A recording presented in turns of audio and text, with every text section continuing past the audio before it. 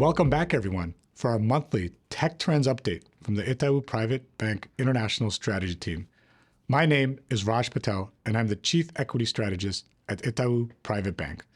In this edition, we will discuss artificial intelligence breakthroughs, SEC 13F filings, NVIDIA quarterly earnings results, updates from Google's Cloud Next event, India's moon landing, and what's coming up next in the technology sector.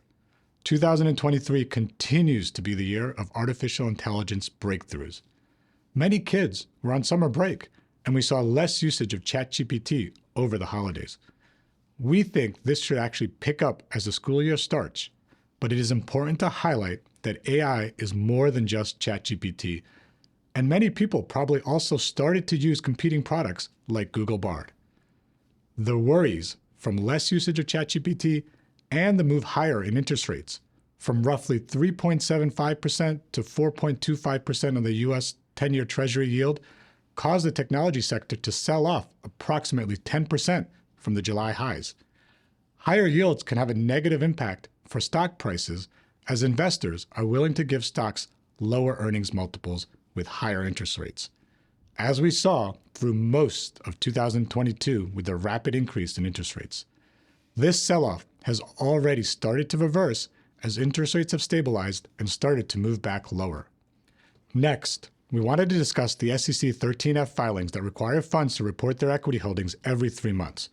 The U.S. technology sector continues to be large holdings for many of the funds we follow and is almost 50% of the public equity holdings for Berkshire Hathaway with their investment in Apple. But we saw some funds this quarter trim some of their largest technology holdings in companies like Microsoft and NVIDIA. There was also a lot of media attention from the filing from Michael Burry's fund, who was featured in the movie The Big Short, whose fund disclosed put positions in the NASDAQ 100 and S&P 500, which was equivalent to roughly $1.5 billion in notional value. You can learn more about this topic in our 13F summary report. If you would like to receive it, please reach out to your banker. Let's move on to some company-specific news we got since our last update. We had quarterly earnings results from NVIDIA, which were above market expectations for the current quarter, as well as their forward guidance being better than expected. Although the share price movement was muted, as a lot of good news was probably already priced into the shares after the strong year-to-date performance.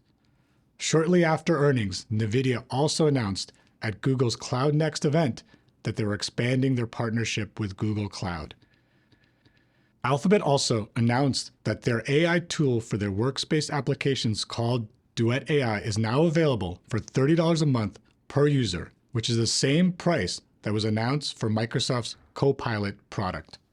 One interesting feature announced for Duet AI is that it will allow you to send a bot to attend meetings on your behalf, which after the meeting can send you notes and action items from the meeting.